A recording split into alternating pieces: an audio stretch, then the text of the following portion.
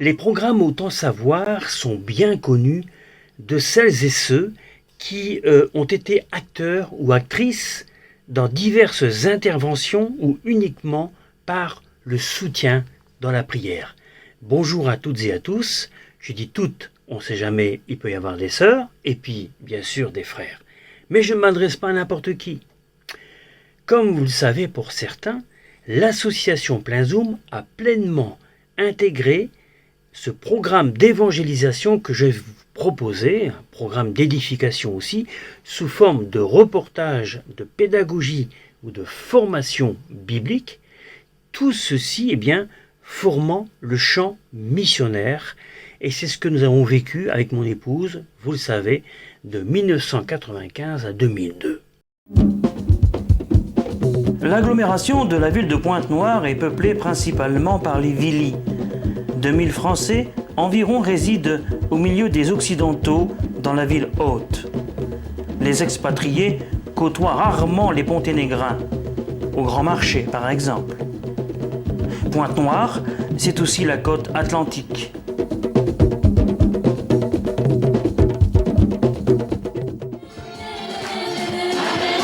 Les religions animistes n'ont pas empêché plus de 80 églises de réveil de s'implanter dans la capitale économique. Une majeure partie de ces églises se sont sédentarisées dans la grande ville.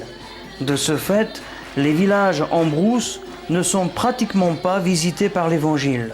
Seules les religions traditionnelles maintiennent les villageois dans l'ignorance spirituelle. En tant que missionnaires, nous avions parfaitement compris la nécessité d'œuvrer en brousse.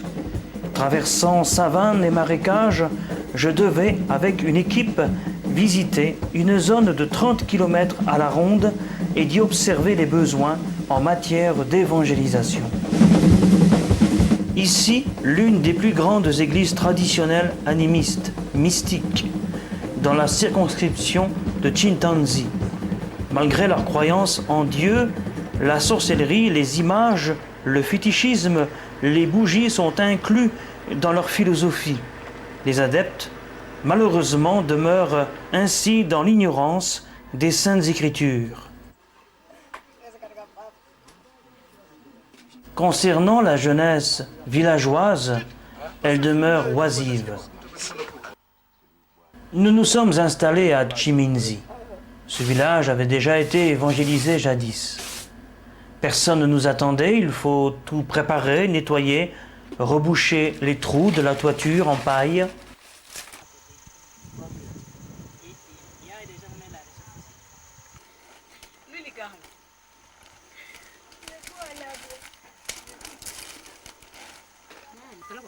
Quelques mamans étaient là pour nous aider.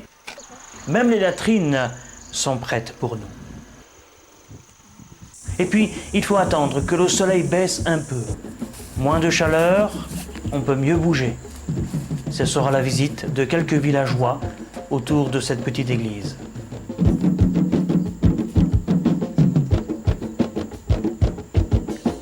Souvent, les habitants isolés ont toujours recours à la sorcellerie pour régler leurs problèmes. Néanmoins, il peut arriver que certains sages, anciens, chefs de village, avec leur environnement, permettent que nous nous asseyions avec eux pour partager l'Évangile. Certains demeurent sincères dans leur cœur. Leur plus grande préoccupation, ce sont les morts. Ceux-ci, apparemment pour eux, intercèdent auprès du dieu Nzambe. Pour eux, les morts s'occupent des vivants qui sont sur la terre. Il est bien question de la parole de Jésus. En fait, si nous nous rapprochons du texte intégral,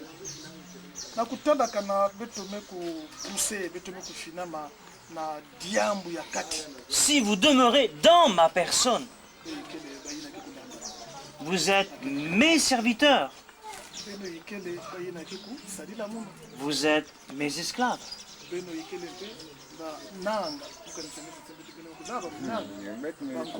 Ça, c'est une chose.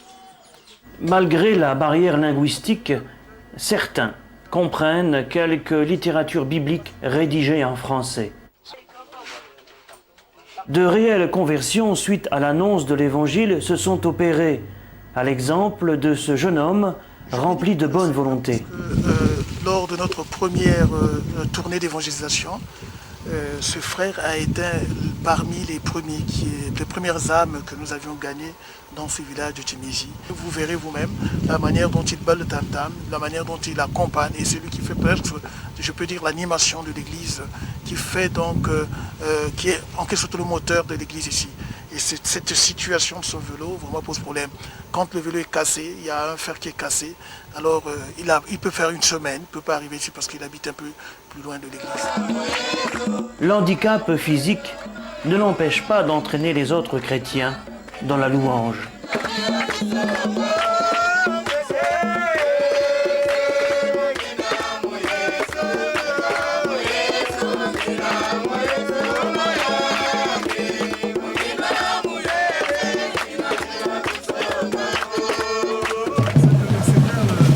Il faut aller de l'avant.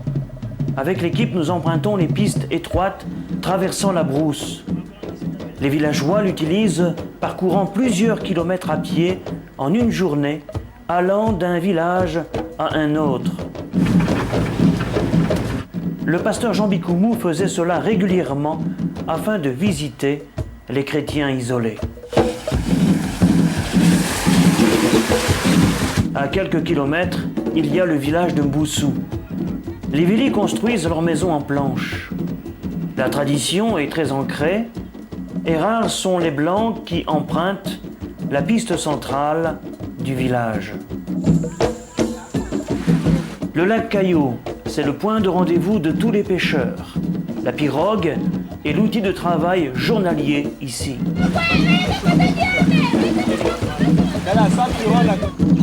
Nous avions annoncé notre arrivée au chef du village. Si nous voulons apporter la parole de Dieu, il faut s'approcher un peu plus des villageois. Dans ce cas, il suffit de s'identifier et de plonger avec eux.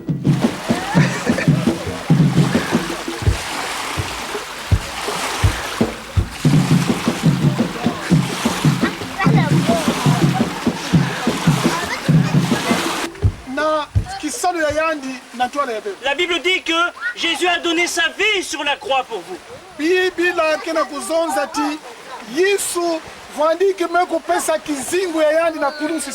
a été cloué sur la croix pour chacun de nous et même pour les enfants.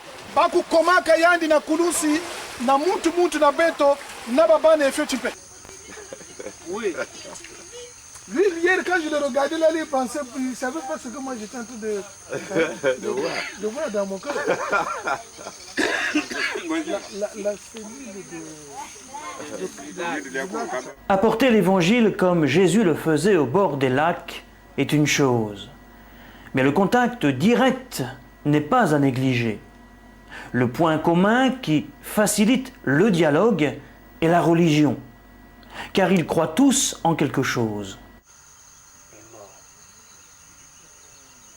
La Bible dit que c'était l'arbre de la connaissance. Le blocage linguistique a pour conséquence le manque de littérature biblique et d'outils de communication. Il n'est pas expliqué la nature du fruit. Avec un bon interprète, un bout de bâton, un sol un peu humidifié, il est possible d'exposer la parole de Dieu, du moins les rudiments. Et Dieu a dit ne pas toucher à ça. Elle a douté là dans son cœur. L'alphabétisation est un grand problème dans ces villages. Il faut une équipe, une association, une vision selon la direction divine, ce qui conduira à une proclamation de l'évangile efficace et concrète. Je rappelle que c'était son unique mari.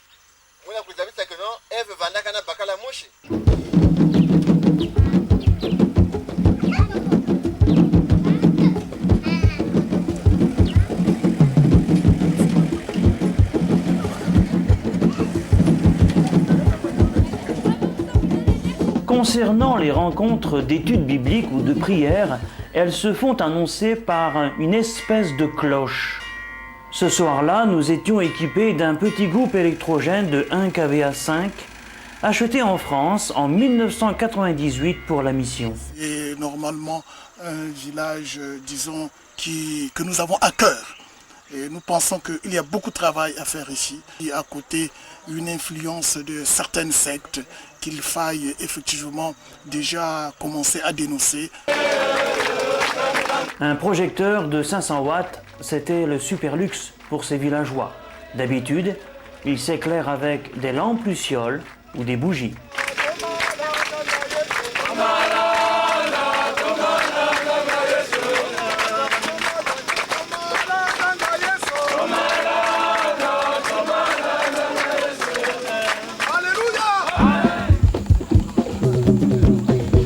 Voilà une expédition régionale qui nous permet de tirer des conclusions et des leçons pour les semaines qui suivent.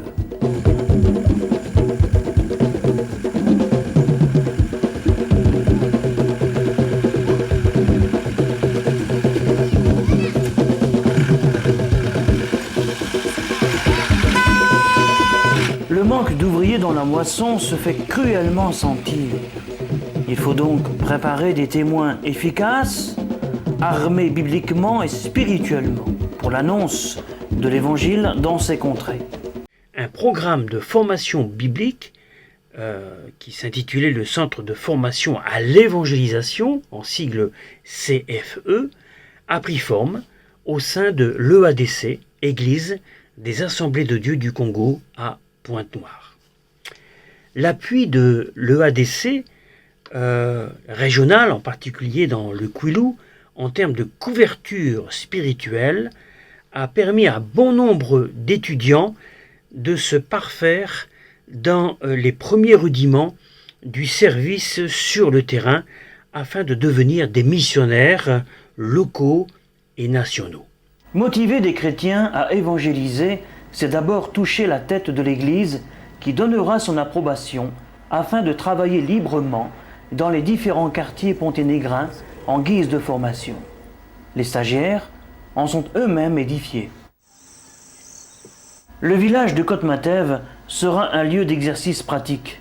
Le CFE est une école pratique, m'a édifié et j'ai appris beaucoup de choses. Ici, c'est un travail pratique dans le cadre du CFE, de ce centre de formation à l'évangélisation. J'encourage notre encadreur à continuer ce travail.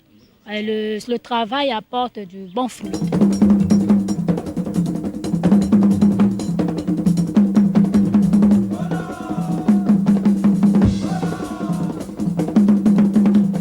Le CFE, bien sûr, même s'il est piloté, même s'il est conduit par un couple missionnaire, il dépend quand même de l'Église de Dieu du Congo, reconnue par l'État, qui est une association de plusieurs églises nationales et régionales. Ça nous a permis de prendre les anciens, les diacres, les animateurs de cellules, les responsables des départements, pour les lui confier, pour une formation adéquate, une formation bien soudée, bien structurée.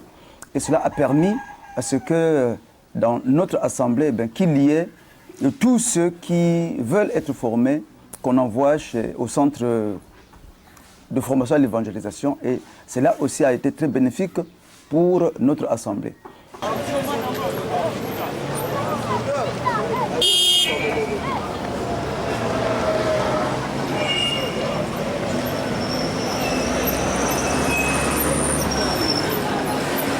Avant que j'entende parler de Jésus-Christ, j'étais maladif, j'étais dans une situation difficile, écolier que j'étais. Toutefois, quand le moment des examens approchait, j'étais dans des maladies, le mal de tête qui vraiment me prenait la tête. Je n'arrivais pas à lire et finalement, je subissais des fiascos. Et un frère est venu, malgré les traitements que je prenais, je ne trouvais pas la guérison. Et finalement, c'est un frère qui s'approche de moi pour me dire, je connais une personne qui peut te guérir. Il suffit seulement que tu l'acceptes. Et il va te donner la guérison. Je dis, de quelle personne s'agit-il? Il va me dire que c'est Jésus-Christ. Je dis, qui est Jésus-Christ? Il dit que c'est celui-là qui est venu mourir sous la croix à cause de nos péchés. Donc, dès que tu vas accepter Jésus-Christ, tes péchés te seront pardonnés et par la suite, tu auras ta guérison. En ce moment-là, j'ai pris la décision de l'accepter et je suis allé à l'église, on a prié pour moi et quelques jours après, j'ai senti un changement, le mal avait disparu. Et finalement, j'ai cru et j'ai pris la décision d'accepter Jésus-Christ parce que c'est lui, effectivement, qui est mort sur la croix à cause de mes péchés et j'ai été pardonné. Et je voudrais dire aussi une chose très importante. Avant que je ne vienne à lui, j'étais vraiment colérique, j'étais vaniteux, je n'étais pas humble et je me fréquentais les bars. Mais depuis que je suis venu à lui, il a transformé dans ma vie, en ce sens que je ne fréquente pas les bars, je n'aime pas encore courir derrière les femmes. Je vois toutes ces choses du monde-là devenues comme une perte pour moi. Ma préoccupation aujourd'hui, c'est aller à l'église, prier et adorer Jésus-Christ parce que c'est lui qui m'a sauvé. En fait, en tant que ministère d'évangéliste, notre rôle, et en plus missionnaire, est d'évangéliser, enseigner, évangéliser, mais d'implanter des églises. C'est ça notre rôle, c'est ça mon rôle. Nous sommes ici un couple installé depuis 1995, ici à Pointe-Noire, et nous nous apercevons que le travail est grand, le travail est immense. Je suis donc devant la parcelle d'un étudiant du CFE, le frère Émilien, qui a donné sa parcelle à la disposition du CFE pour la séance pratique. Donc là, nous voyons la place qu'il a donnée pour cette pratique de l'œuvre de Dieu ici à Côte-Matève. Ce qui facilite la tâche. Si nous devions effectivement se mettre n'importe où dans le village, eh bien, nous aurions dû consulter les sages, les chefs du village et avoir un processus de réflexion, de rencontre, d'attente. Il faut s'asseoir, comme on dit en Afrique. Mais là, apparemment, le Seigneur nous a aidés et a accéléré le processus. Maintenant, je crois qu'il faut y aller peu à pas. Et puis Côte-Matève, c'est un village parmi tant d'autres. Hein. Apparemment, il n'y a que 300 ou 400 habitants. Donc, des maisons un peu réparties de ci, de là. Je vais, disons, afficher pour permettre aux passants de voir, lire le message. Avec la grâce de Dieu, j'ai pu rédiger avec l'ordinateur quelques littératures bibliques en français et en monokutuba pour la circonstance même de ce village. La Société linguistique internationale a mis à notre disposition un traducteur de la Bible, ce qui a facilité la méthode d'approche de nos stagiaires. Il faut allier les deux, donc aussi bien la théorie que la pratique. Et donc là aujourd'hui, c'est un travail pratique qui est fait à Côte-Matève. Je suis très enthousiasmée par les étudiants qui sont à l'heure au niveau du travail, qui ont fait ça avec beaucoup de dynamisme, de zèle. Et je crois vraiment que c'est encourageant pour nous en tant que missionnaires. Nous avons reçu une théorie. Mais je me rends compte que la pratique est mieux parce que sur le terrain, nous avons constaté la réalité du travail en ce qui concerne l'évangélisation. Et sur le terrain, pas question de s'épuiser. Il y a ici différentes dénominations représentées, on travaille ensemble, on garde cet esprit agapé.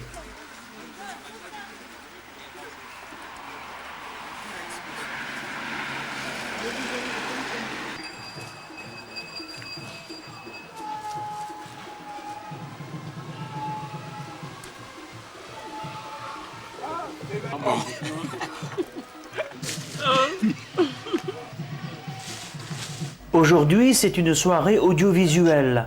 Les premiers contacts commencent à porter du fruit. Petit à petit et timidement, les gens approchent.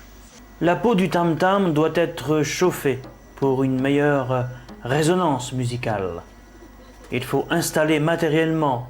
Il y a peu d'outils, peu d'accessoires, mais Dieu fait grâce. Je suis en train de coller ces remarquable afin qu'on ait la lumière pour ce soir.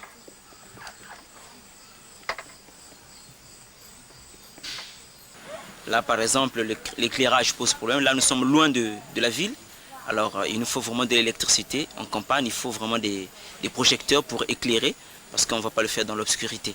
Mais je crois qu'avec la grâce de Dieu, ça ira très bien.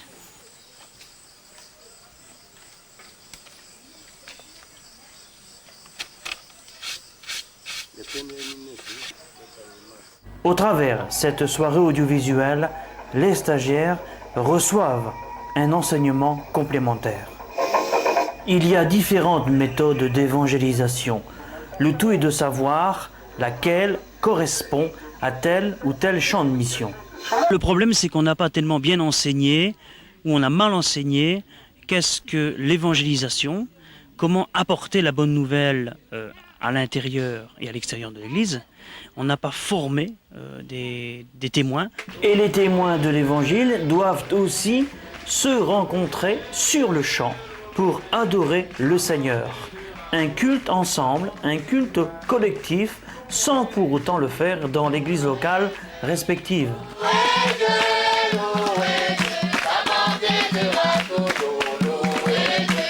Des hommes et des femmes qui font partie de certaines églises depuis un bon nombre d'années sont encore incapables de témoigner de Jésus-Christ, ne savent pas expliquer qui est Jésus-Christ pour eux, alors qu'on les voit tous les dimanches au culte en train de chanter, Mais c'est un constat que je fais, et là je dis que c'est grave parce que certains chrétiens sont incapables même de présenter leur propre identité chrétienne, donc leur doctrine.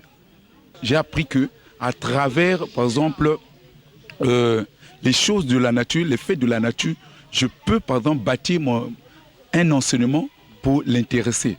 Vraiment, ça m'a édifié, vraiment, j'étais complètement dans la joie sur cette séance pratique. Et ça me donnera encore plus de la volonté.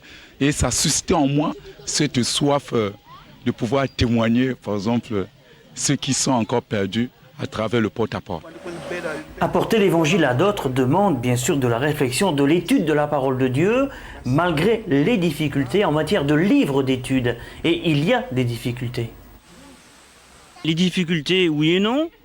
Oui, parce qu'elles sont légitimes, du fait que les maturités sont différentes des unes des autres. Certains comprendront un peu mieux, d'autres un peu moins. L'enseignement est donné en français. Alors on a des livres d'études, mais tout livre d'études est excellent, à condition qu'il soit à la portée du niveau intellectuel de chaque étudiant. Donc il faut quelquefois rabaisser le niveau, il faut réétudier les textes, et quitter les exemples occidentaux et les remettre dans les exemples africains. Et ça, c'est tout un travail de préparation à la maison, sur l'ordinateur et tout. Il faut se mettre à la place des étudiants.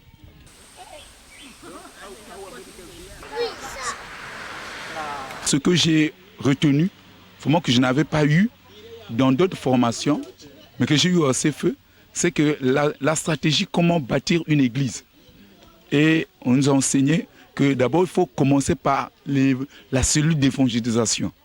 Effectivement, implanter une église en plein milieu syncrétiste ou animiste, tel que nous voyons ici des chanteurs traditionnels, serait difficile. Il vaut mieux commencer petit, au pied du manguier par exemple, avec une cellule d'évangélisation qui pourrait grandir. On va jusqu'au baptême, le baptême d'eau bien sûr, et à partir de là, on peut commencer à penser Église, corps de Christ.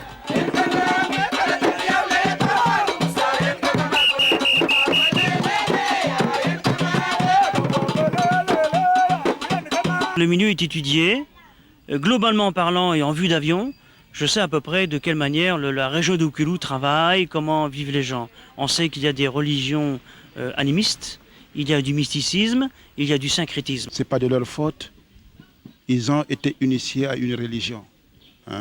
Et qu'il y a un combat spirituel qui est là, engagé. Et cela nous interpelle. Surtout nous, à avoir la vision de l'œuvre de Dieu, de l'Église. Ce n'est pas à rester figé en un coin. Mais on comprend qu'il faut aller loin, jusqu'aux extrémités. Et vivre la réalité du terrain, dans les villages. Ils sont enclavés, ils ont une certaine culture, ils ont s'enfermés en eux-mêmes selon les coutumes, les traditions qu'ils ont vécues. Il faut aller les ouvrir l'esprit par la grâce du Seigneur. Pour bâtir une cellule, il faut d'abord étudier le quartier et connaître aussi les différentes sectes aussi. qui sont dans le quartier afin que je puisse connaître comment faut-il prier. Le siège du CFE est situé à la station missionnaire de Ngoyo. Les étudiants se sont aussi exercés à Ngoyo afin d'y travailler, de se parfaire dans l'évangélisation.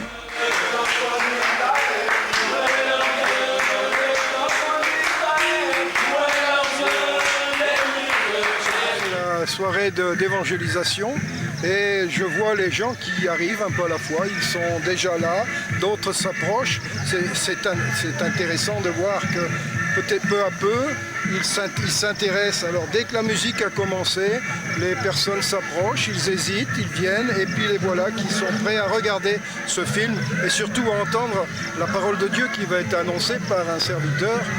Il y a encore des gens qui s'approchent, il y a encore pas mal de places et je crois que ça va être une soirée à la gloire de Dieu. Je bénis notre Seigneur qui a fait que les âmes commencent à venir parce que je ne m'y attendais personnellement pas à ça. Je me rends compte que Ngoyo c'est un grand village et que les âmes viennent vraiment d'elles-mêmes et qu'elles ont accepté vraiment l'invitation de tout cœur. Et je pense que notre Dieu qui est tellement si merveilleux fera des bonnes choses encore ce soir et que des âmes vont donner leur vie à Christ. Que la gloire vraiment soit pour notre Dieu. Alléluia, alléluia, alléluia. L'évangéliste Loubon avec son épouse, nous les avons connus pour la première fois lorsque nous avons commencé à prendre les cours au niveau du CFE. C'est à partir de là que nous avons fait leur connaissance. Et nous avons eu une idée. Et l'idée consistait qu'un jour que nous puissions être ensemble pour pouvoir accomplir la mission du Seigneur. Et notre vœu a été exaucé par notre Dieu. Et c'est là qu'à partir du mois de juillet, nous sommes arrivés ici, moi et mon épouse. Nous avons intégré l'équipe que nous avons retrouvée en place, l'équipe des responsables. Et nous nous sommes mis donc au travail du Seigneur. De réelles conversions suscitent de vrais engagements dans la foi. L'œuvre d'évangélisation en brousse est un travail de longue haleine. Il faut déraciner dans la tradition les brebis liées principalement par le fétichisme et la sorcellerie.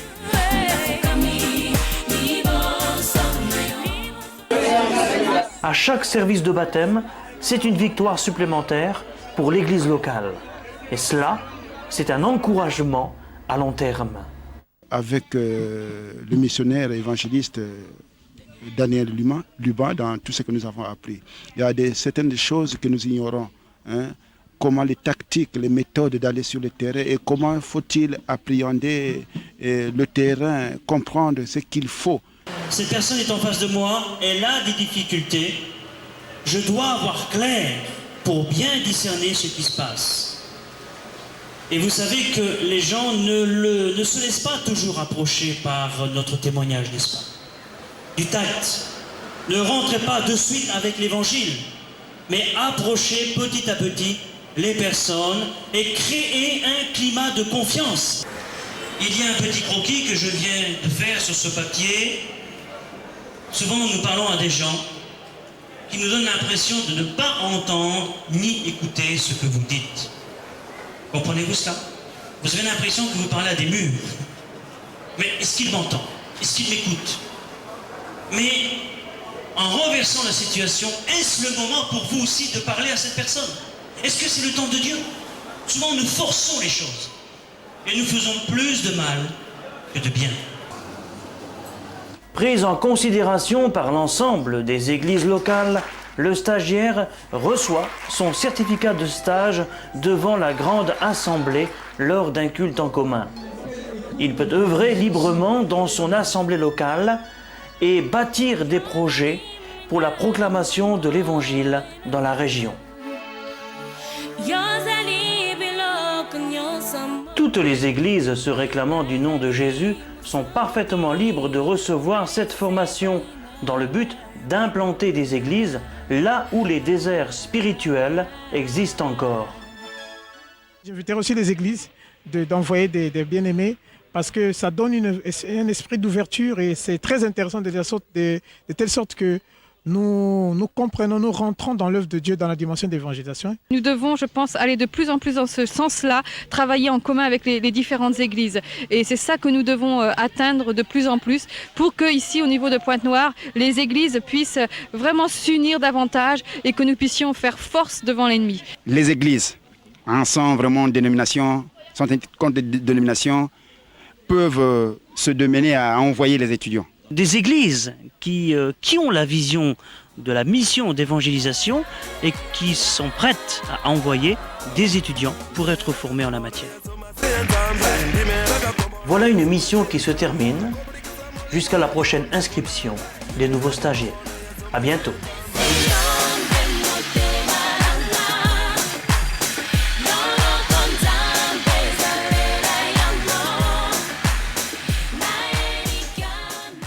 Fin de parcours, tout a été réussi concernant l'évangélisation, la formation, les enseignements. Le Seigneur nous a permis à ce que nous puissions être à la hauteur de ce que nous désirions être. Bon, nous avons été heureux de recevoir le missionnaire Louban. Nous avons été aussi bénis par la formation que nous avons reçue sur l'évangélisation. Ce privilège, accordé par les autorités hiérarchiques, n'a pas fait ombrage à l'Institut biblique qui a été implanté par le missionnaire Gary Dickinson à l'époque. Il faut observer cela comme un travail complémentaire et pratique. Mais je ne peux oublier d'autres ministères en place émanant d'autres dénominations se réclamant du nom de Christ.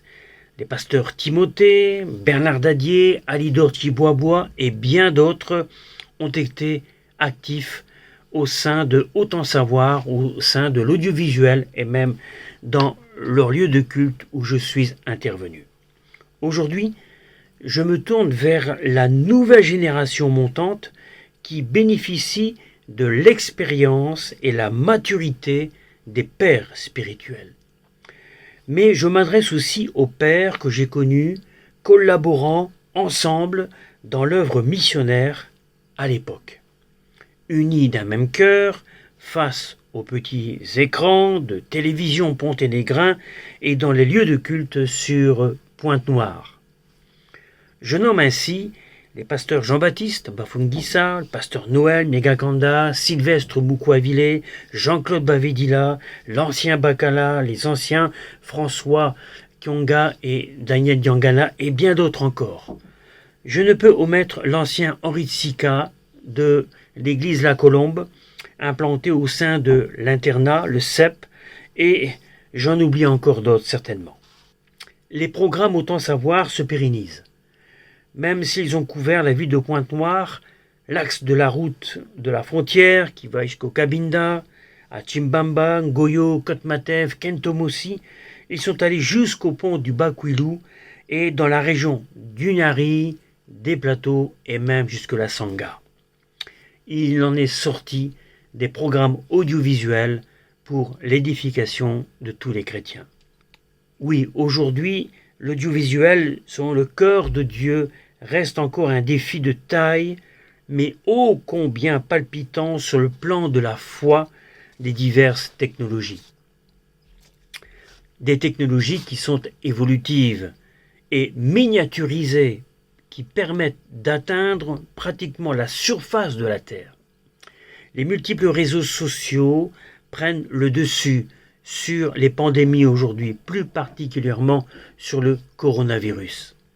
L'espoir demeure au travers ces outils à la fois dangereux et trompeurs, mais une bénédiction aussi quand ils sont entre les mains d'hommes et de femmes de Dieu remplis du Saint-Esprit. Alors bien-aimés en Christ, serviteurs de Dieu, chers collègues, Autant Savoir et le CFE se redressent pour contribuer à nouveau pour l'édification et la propagation de la parole de Dieu avec la contribution des fils et des filles qui se lèvent pour être des porteurs et des semeurs de la bonne graine.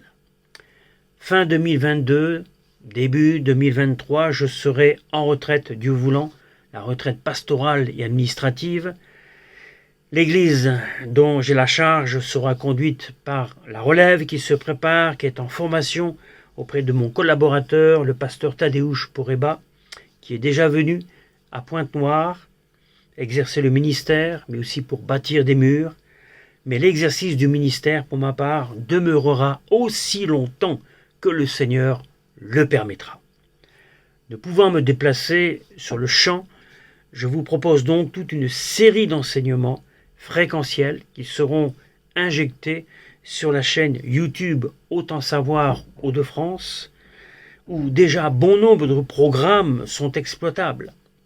Il vous suffira de télécharger le lien que je vous posterai sur vos WhatsApp ou autres, ou dans vos courriels, et de rediffuser sur une clé ou un disque dur externe dans vos communautés les contenus, les édifications diffusées dans vos familles, ou bien même parmi les inconvertis, s'il s'agit d'un message d'évangélisation. Chers frères, je vous posterai une première vidéo parcourant le sommaire du programme qui s'intitule « Pour un christianisme biblique en Afrique ». Libre à vous de répondre et de décider, oui, je veux recevoir ces programmes, dites-le moi, afin que je puisse préparer, travailler pour la nation congolaise, pour commencer à rentrer dans un enseignement à la portée de tous.